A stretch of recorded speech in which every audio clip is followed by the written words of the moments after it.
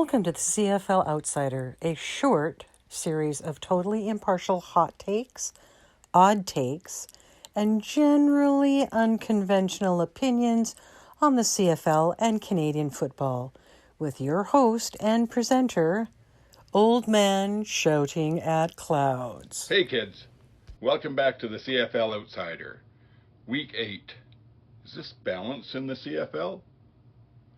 I remain, as always, your 100% impartial, completely unbiased host and presenter, Old Man Shouting at Clouds. It was a fun week. My recap for my fantasy and my pick'em, not so good. Pick'em, I went 2-2. I'm still well above 50%. I'm 22-10. But I lost the bookends. Didn't get the Montreal Saskatchewan game, and I didn't get the Hamilton Edmonton game. Had too much faith in Edmonton. I did pick the two in the middle right, so that's okay. Fantasy was also a tough week. I was down 82 points again, and the main reason, like I said, too much faith in MBT and the Elks. I really thought with another week of rest and with Chris Jones gone and whatnot, the team would pull together. MBT'd get over whatever was bothering him, and they didn't, as everybody knows, I think. So my quarterback and captain, MBT, got me 2.6 points. Not the greatest week. Hopefully for better going forward. I don't really have a rant to start with this week, but I will say I found it interesting, the schedule. This was a week where we started with the top two teams that weren't on a bye, Saskatchewan and Montreal. BC was, of course, off on the bye. And then we kind of moved down a tier to two teams that are kind of trying to get into the mix and doing not bad, with Calgary and Ottawa. And then we kind of took another step down to two teams that are, just not doing well, but may somehow sneak into a third place or a crossover finish and then go one and done in the playoffs. And then we had the toilet bowl, of course, and it certainly looked like that. So anyway, that's about my general thoughts on the weekend. Let's get into talking about what happened out there. Let's start with Game 1. Saskatchewan 16 at Montreal 20. Two games in one. Yes. Well, first of all, I kind of thought Montreal overproduced. I mean, I went into the game and I checked, and going in, Montreal was giving up 22.7 points a game, and Saskatchewan was giving up 23. So you would have thought that Montreal would have won by 0.3 points. Overproduction. Way to go, Alouettes. I do want to give a shout out to Enoch Mwamba on the panel. Looking very good there, young man. Sharp threads. You're might be a rookie, but you're giving Milt and Davis a run for their fashion money. Also thought Frankie Hickson looked pretty darn good, which is what you'd expect when you come into a game with fresh legs and everybody else is on game 8 of the season.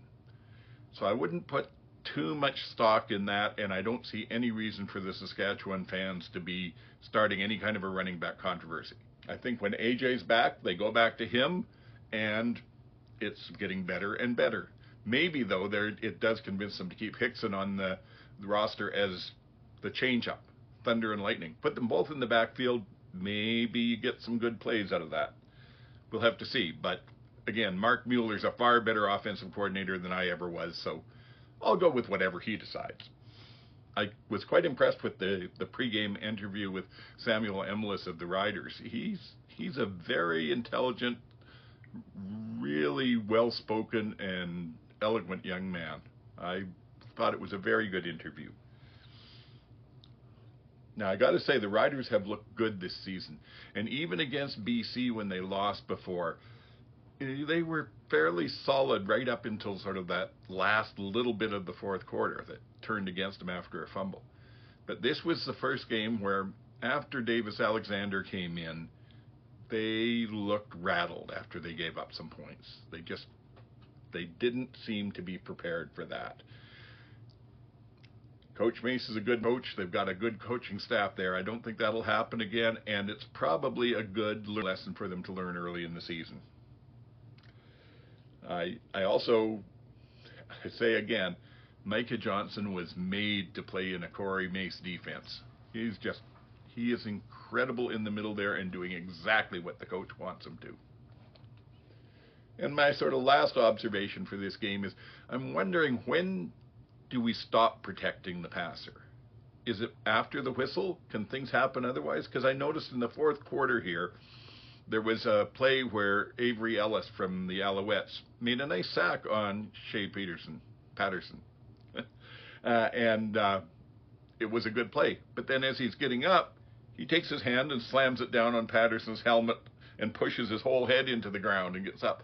Now, to me, that's still a roughing the passer, because that's a headshot. Should it have been called? I don't know. Would it have been called if it was Zach or VA that happened to? I think possibly. On to game 2. Calgary 6 at Ottawa 33. Home sweet home. But I'm wondering, how can Calgary look as good as they do at home and as bad as they do on the road? Pure speculation, but does Jake Meyer possibly have some sort of Jekyll and Hyde potion that he can't carry across provincial borders? Maybe that explains it. Now, the other thing about this game was, I don't know, the Stamps O-line got beat up a bit, and they had some injuries in it, so maybe it was that. But that Ottawa D-line looks scary. I don't know that I'd want to be coming up against them. I loved Drew Brown's interview at halftime. He started out with the sort of the normal cliches. Yeah, we need to execute better. We're doing the right things, but it's just, we've got to keep improving on that. The defense has our back. Yada, yada, blah, blah, blah, blah, blah. And then all of a sudden it got very real, because he just kind of refocused his eyes and decided he's going to be honest, I guess. And I got to stop making such shitty reads, he says. I love it. The more I see Mr. Brown on the field and off, the more I am impressed by him. What else do I have here? Oh yeah, I don't know if I'm pronouncing this right. Kalen St. Cyr, possibly, for Calgary, number 36. I was highly unimpressed when he made a late hit on a punt return, well out of bounds, didn't get any kind of penalty, and then he's over on the sidelines mugging for the camera, looking how good I am in that. And I don't get it, because Raquel Armstead got out of the game with 2 misconducts, and one of them was we didn't get to see it apparently, but it was just for saying something. So if you get a misconduct for saying something, shouldn't you be getting one for drilling a player out of bounds? Again, it's easy to harp on the officiating, and I know people say it's worse in other leagues, but I don't watch a lot other than this. I watch a little NFL. I'm not a hockey fan. I'm not a basketball fan. I don't know any of that stuff. But it's hard to imagine that this kind of mistakes happen in other professional leagues. It's just, I don't mean to harp on the officials, but there's got to be some way to get consistent. And again, the eye in the sky. I don't know. We'll talk about that later. Anyway, what else did we have from this game? Oh yeah, I don't really understand sometimes Calgary's play calling. Again, Dave Dixonson's a much better play caller than I am. Knows much better, but there have been times when they have dominated games, that Montreal game, for instance, by putting Tommy Stevens in on 2nd and 2, 2nd and 3, and just running it twice and going middle. This game, they barely used him. Barely at all. And there were lots of situations where they probably could have got that. They went with running plays and passing plays that just didn't work. So I don't understand that part of it. Another story, though, for you. I spilled out my fantasy lineup last week and trying to figure out where I went. Obviously, with 82 points, I didn't do that well. Mostly, like I said, because of McLeod, Beth Thompson. But someone who did help me out with, I think it was like 21 points. I was trying to decide on my last, well, actually not last wide receiver, my flex position. Was I going to go with Shamir Bridges of Hamilton or Khalil Pimpleton, who the TSN panel is calling Lord Pimpleton of House Red Black? And I thought, well, he's doing the kick returns. And now I know I don't get any fantasy points for return yardage, but maybe he breaks one. What the heck? So that was my deciding factor. I went with him. And then we get to the second half, and that first kickoff, and he's one tackle away, breaks one more tackle, and he's in the end zone. And I was elated and then, well, maybe not crushed, but disappointed. Oh. And then, one series later, 99-yard punt return. I can tell you, the whole neighborhood around here knew that old man was happy on that play. Okay, what else? Oh, Damian Webb. He used to play for Saskatchewan, and he showed a lot of potential in there. And I'm really happy to see that now with the Red Blacks, he's living up to that potential. I really think that him and DeAndre Lamont are maybe the best boundary side tandem in the league. Playing really well. Nicely done, men.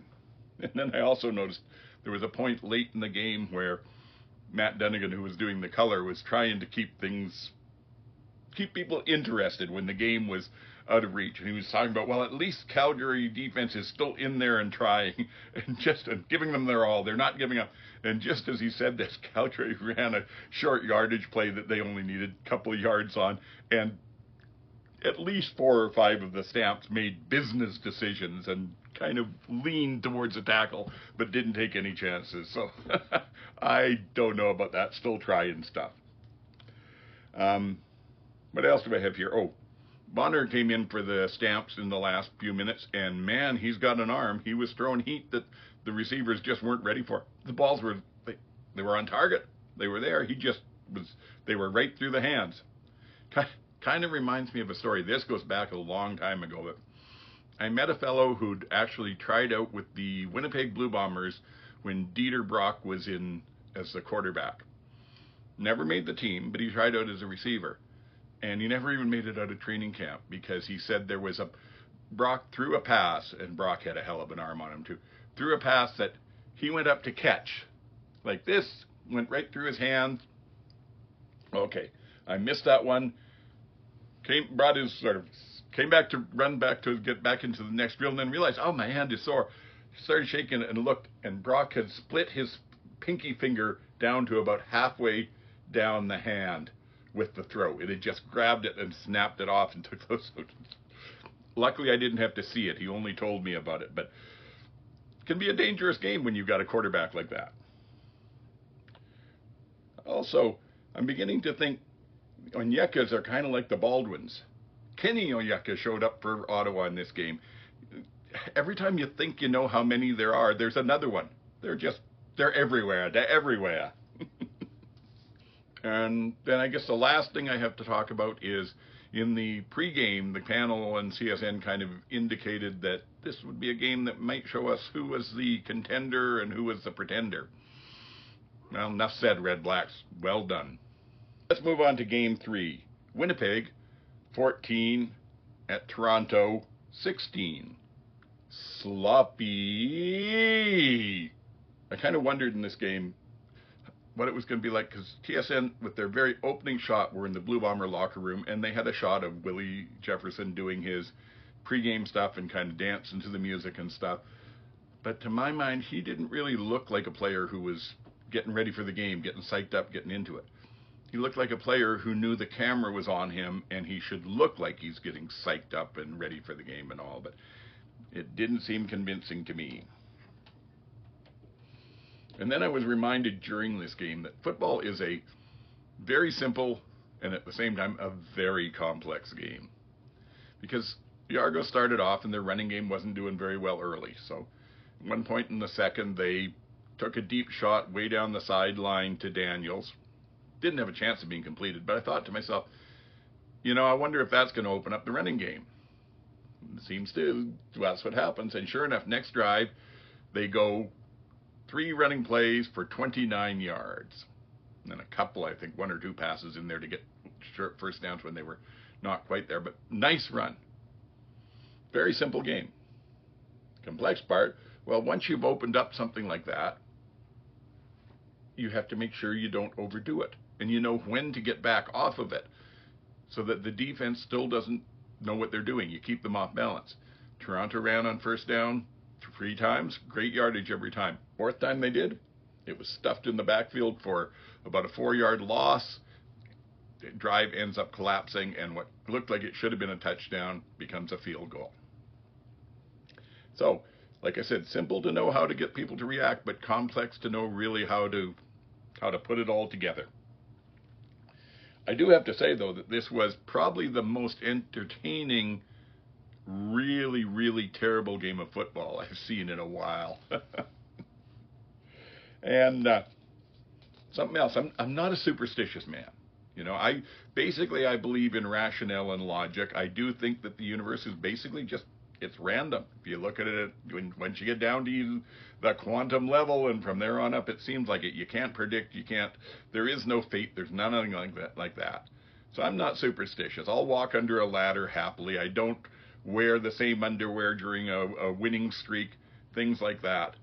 But I will tell you, even I know that the football gods are a very real thing, and they're to be respected. If you get in a game, they quite often just let it go. They don't intervene. But if you get in a game where you need some help and they give it to you, you say thank you. And then you play smart and don't do anything to really mess it up. So this game, which had been ugly and no offense for most of the game, fourth quarter, the football gods, the FBGs, decide they're going to grant Dinwiddie and the Argos a 2-tip pick six. Wild play. They get it in, they go up by a touchdown. Then they let them get down the field with about 6 minutes left in the game and give them a shot to kick a field goal.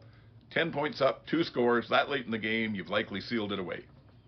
But Coach Dinwiddie, no, he knows better than the football gods. So he's going to go and get it on 3rd and 1. And then he's going to run out the clock some more and maybe get a touchdown and really put it away. Disrespecting the football gods completely, and of course they reacted. The play is stuffed. It goes nowhere. Now the FBGs, they're kind of pissed off. So, okay, fine then. So they give Winnipeg their only effective offensive play of the whole evening. A nice 55-yard pass to Wilson. Touchdown! Yay, convert, now we're tied. Then they let them get the ball again and march it down where they can kick a field goal to go up by 3 points with a minute left, win the game, walk off. Does Coach O'Shea learn anything from Dinwiddie's mistake? No. We're going to go get it now. We're going to run the clock right down before we kick our field goal.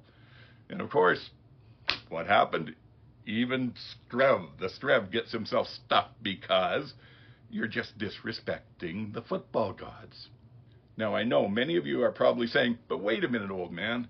If the football gods were that pissed off at both teams now for disrespecting them, why didn't the overtime end in a tie? And the only thing I can say is, I think by that time, even the FBGs had lost interest and switched over to watch the Olympics. What else do we have here?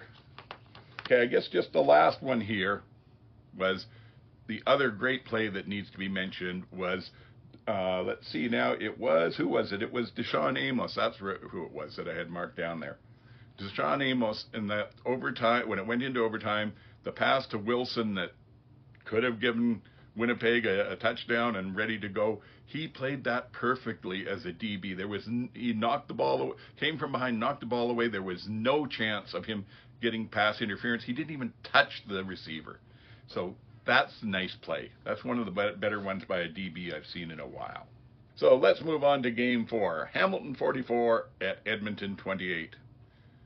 Bye-bye, MBT. I mean, this game was ugly and sloppy, and Edmonton didn't play at all well. So the first thing in this ugly game that was worth noting was Elliott Brown of the Elk on a terrific sack on Bo. Brown made an inside move on the pass rush. Bo tried to escape outside, and Brown just redirected and got him, which would have been impressive as it was. But while all this was going on, the Tie-Cat right tackle, Jordan Murray, was sort of standing there in between them like a practice pylon that he had to go around. It was a great play. But I do have to ask myself, why, now that Chris Jones is gone, do the Elk coaching staff still seem to hate Trey Ford. I mean, Macbeth did nothing after the first drive of the game. At halftime, they still insist they're going back with him. They wait until much too late. It had become obvious that as that second half was being played, that really the only non-tie-cat in all of Empire Stadium that didn't want Ford on the field was Jarius Jackson. The team was just dead. They were lackluster. They came out like a broken team. And that didn't change until suddenly Ford got in the game, and then the whole team had a step on it. A jump. Look, we can do something. And they got, whatever it was, 3 garbage time touchdowns. So thank you to Geno Lewis for the garbage time fantasy points. They did help me get some with the touchdown and his 2-point conversion. But why wait so late? And in fact, I think the Ticats were happy with that because it looked like the total preparation they had done for facing Trey Ford was hoping that he didn't get in the game until it was too late. And it worked, but still. What else did I have here? That's, I think, pretty much all of it. Oh, other than I really thought that, I don't know what's going on with Coach Milanovic. They're up by 3 scores, and Edmonton scores a touchdown, and he throws a challenge flag when there was nothing to challenge. Like, it's the kind of desperation thing you would do if you were down in a game. Why delay the game like that? Why just... He does not seem to me like a coach that has anything other than the focus of, God, this team is bad, and I've got to somehow get it better in front of him. He doesn't seem to think of the fans. He doesn't seem to think about anything but that. But anyway, that's just me. That's, I guess, pretty much all that I've got on this, other than maybe a couple of little quick hitters, my extra points for it, as it were. I am wondering if Trey Ford performs as expected, and somehow if he gets a win, but even if he doesn't, because I have a feeling now that he's facing a defense that has film on him and is prepared for him and is one of the better defenses in the league, that he'll fall back to sort of the mean a little bit. He'll play well, I think, but I don't think he wins. But even if he plays well, I think MBT is probably done in Edmonton. And that's a very expensive backup to be having. So I don't know what's going to happen for the rest of the season. They may release him, or frankly, they may hold on to him for a few more weeks, because the one thing that I could see is if, as I suspect most of the fans in the league hope for, the league does not reinstate Chad Kelly, they make his suspension indefinite, as the league should in an issue like this, then the Elk maybe have a chance to trade MBT to Toronto and pick up some draft picks or some good players as they start to rebuild for next year. Because, I mean, this game this year is pretty much obviously done for them. What else do I have? Well, someone out there, anyone, in the comments, anywhere on the CFL subreddit, someone please explain to me when and how the eye in the sky, the control center, is supposed to jump in and help out in games. I don't get it. I mean, I know, again, it's low-hanging fruit. It's easy to complain about them, but it is just so inconsistent, and it's so frustrating. I try and that's where I came up with the embrace the chaos theme that I take to the CFL, because frankly, it's more about the refs than the players. But I would like to have the league at least put out a consistent policy, and if they have done that, then publish it, make it easy for us to see, and then we can hold the control center to it, and we can complain if they don't, because right now it just seems like Wild West. Whatever the officials or the control center feel like, they're going to call. Let's see, what else do I have here? I noticed the Als took Cody off the 6-game injured list this week after 1 week on it. I wonder, is he really feeling better, or did he notice how well Alexander was playing on the weekend? Funny with a player that's hurt, how quickly they get feeling better when they suddenly get some challenge for their position. Yes. And oh, the last thing too, I did just saw that the Elk are saying that they will start Trey Ford on this weekend against the Riders. And part of their justification, they said, was because MBT has been hurt. He's not telling anyone, but he's been hurt and he's really struggling and he's really having trouble throwing the ball these last 2 weeks. So why was he in the game to begin with, and why did you leave him in at halftime then? I mean, really, if he can't throw and you got Trey Ford right there, I call horse hockey. I think there's egos being soothed there, and there's still a lot of problems in that room. And then the last thing is, it really will be interesting. Like I said, I kind of covered it, but it really will be interesting to see how well Trey does against a top-tier defense that's got film on him. I mean, it'll be interesting if Alexander is the starter for Edmonton this weekend against Hamilton.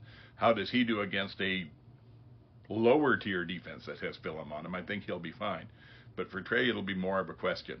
And he does have Saskatchewan this week and then BC next week. So it could be a rough start to him finally going in there. I am quite enjoying the community on the CFL subreddit. And if you're not on there, I would suggest, go over and join up. There's a lot of good interactions about the CFL and what's going on. And if you're enjoying these sort of things that I do here, I'm putting some of this up as a weekly column on there, and then through the week I post on other things that I find fun or interesting or exciting. So it won't get mentioned here, but you'll get to see them there. So I'd recommend that. Go and join up there. If you enjoy the CFL, I'm sure you'll find yourself welcome. I'm hoping you'll subscribe, and the button is going to pop up on the screen here in just a minute, and check out my other shows. Old Man Plays CFL Fantasy, and Old Man Plays CFL Pick'em in under a minute. Could really use your support there, building the channel up, and hopefully getting noticed a bit more by the almighty algorithm. So please do all those things that help. Leave your comments, especially if you've got constructive criticism, so that I can learn how to get better. But do the other stuff. Share it with your friends. Rate, review, stuff like that. And I guess that's probably just about everything. So until next week, get the hell off my lawn.